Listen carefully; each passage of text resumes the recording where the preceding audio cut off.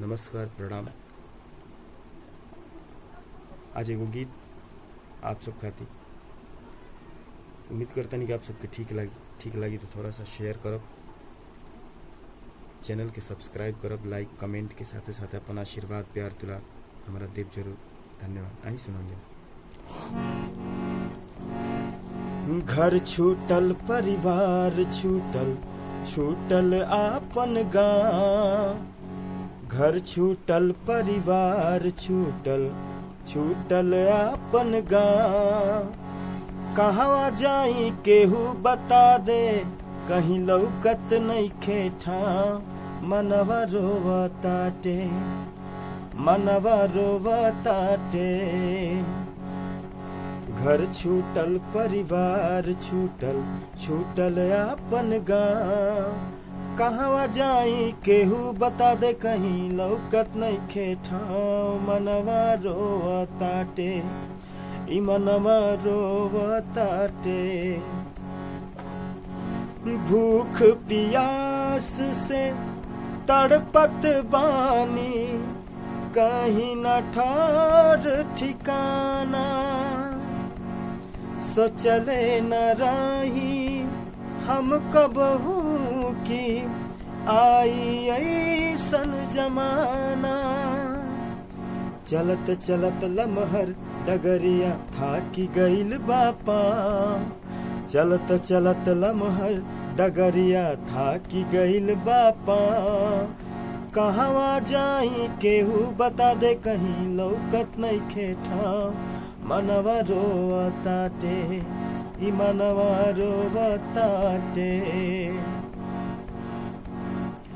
खुश भइल घरावा के लोगावा, बबुआ गइल कमाए।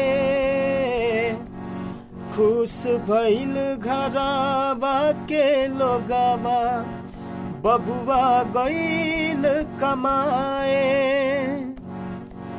बंद भइल सब काम धाम, धैले पैसा खाए। बंद भइल सब काम धाम, धैले पैसा खाए। ओरा गइल सब खर्चा पानी, अब उ कहवा जाओ। ओरा गइल सब खर्चा पानी, अब उ कहवा जाओ।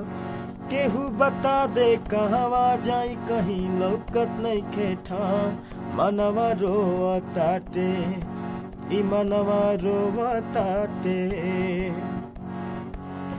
हे सरकार अब कृपा करी, रौरे सहारे बानी।